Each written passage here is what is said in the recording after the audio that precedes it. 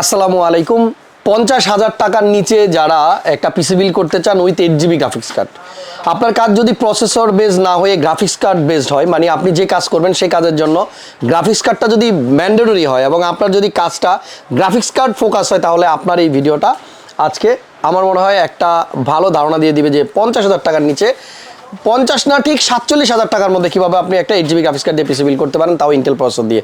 সম্পূর্ণ ভিডিও দেখবেন। আজকে ভিডিওতে কিছু গুরুত্বপূর্ণ কথা বলবো। আমরা পিসি বিল করার পূর্বে অনেকেই জানি না যে আমার কাজের জন্য পারফেক্ট বাজেট কত, আমার কাজের জন্য পারফেক্ট প্রসেসর কোনটি, বা কীভাবে পিসি বিল করলে আমার কাজগুলো আমি অল্প টাকার মধ্যে সেরে নিতে পারবো। সো সম্পূর্ণ ভিডিও দেখবেন, ভালো লাগলে লাইক কমেন্ট শেয়ার। আর যারা ক্রিয়েটাস কমিটি ইউটিউব চ্যানেলটি এখনো সাবস্ক্রাইব করেনি করে রাখেন, কারণ আমাদের এই চ্যানেলে অনলি পিসির ভিডিও আসবে এবং প্রতিদিন আমরা একটা করে ভিডিও দিব, যে ভিডিও থেকে আপনি অন্তত একটা ইনফরমেশন হলেও পাবেন যেটা আপনাকে ইন ফিউচারে কাজে দিবে। চলেন কথা না বাড়িয়ে ভিডিও শুরু করি।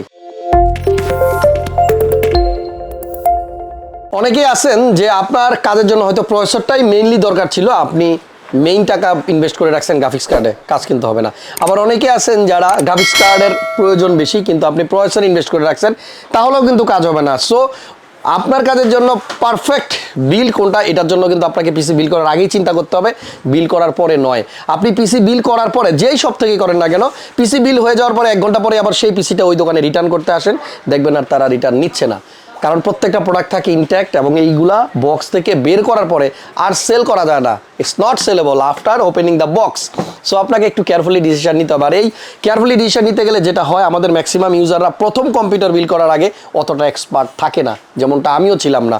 সো আমার পিসি বিল করার আগেও কিন্তু আমি সেই 98-এ যখন আইডি ভবন গেছি, তখন আমার সাথে আমি বুঝে এমন একজনকে নিয়ে গেছি।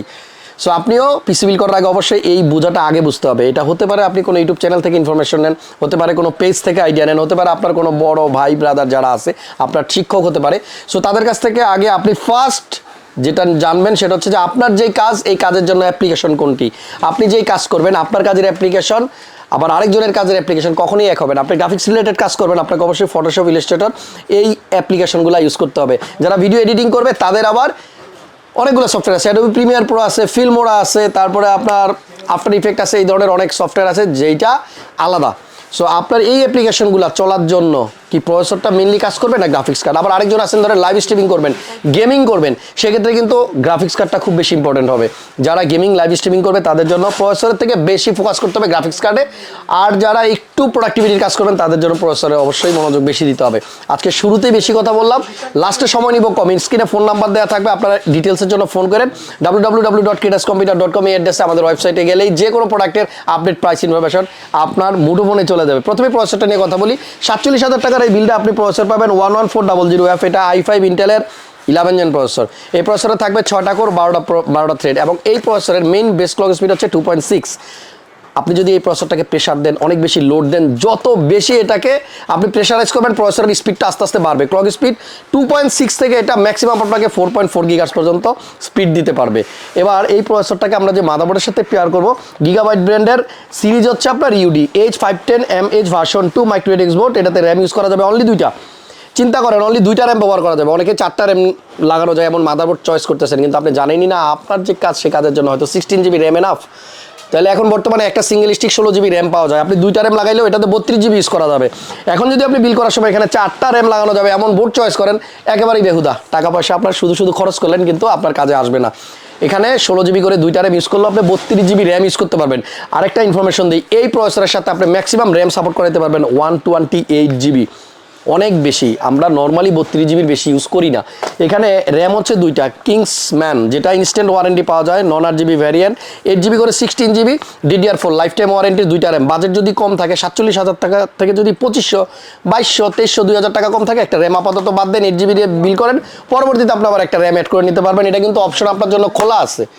SSD বিল্ডের মধ্যে আমরা EX900 দিচ্ছি। এটা হচ্ছে আপনার 512GB এবং 512GB একটা স্টুডেন্টের জন্য, ভিগেনারের জন্য, ফার্স্ট যে পিসি বিল করবে তার জন্য যথেষ্ট। 512GBর জায়গায় আপনি 256 নিলে টাকা আরও কমবে, যদিও 512 দাম এখন আগের 256 সমান। পাওয়ার সাপ্লাই এই বিল্ডের সাথে হচ্ছে মেটা V550 550 ওয়াটের পাওয়ার সাপ্লাই। আর এখানে কিন্তু আমরা পাওয়ার সাপ্লাই চয়েস করি আমার কাজ, এখানে যে কম্পোনেন্টগুলো আছে সবগুলোকে পাওয়ার আপ করতে কতটুকু পাওয়ার দরকার। আপনি যদি 1000 ওয়াটের পাওয়ার সাপ্লাই এখানে লাগাই দেন, আপনার পিসি যদি 300 ওয়াট লাগে, এর বেশি একটাও নেবে না। তাহলে বেশি টাকা দিয়ে আপনি 5000 ওয়াটের লাগাইলেও কিন্তু লাভ নাই। গ্রাফিক্স কার্ড হচ্ছে 8GB। 47,000 টাকার বিল্ডের মধ্যে 8GB 4GB গ্রাফিক্স কার্ড পাচ্ছেন। এটা প্যালাদিন ব্র্যান্ডের এবং বর্তমান বাজারে আপনার একমাত্র পিএনও এবং প্যালাদিন এই দুইটা কার্ড হচ্ছে সবচেয়ে কম প্রাইসে একটু বেশি জিবির কার্ড। তবে মনে রাখতে হবে অনেক সময় 8GB থেকে দেখবেন 4GBর দাম বেশি, 6GBর দাম বেশি। এই 8GBর ভ্যালু ওই 6GB থেকেও কিন্তু আপনার কম। এটা ডিটেলসে আরেকদিন আলোচনা করবো, আজকে শুধু এতটুকুই বলি। আজকের বিল্ডের সাথে 47,000 টাকা 8GB এই গ্রাফিক্স কার্ডটা পাবেন, যেটার মডেল হচ্ছে RX580 8GB GDDR5।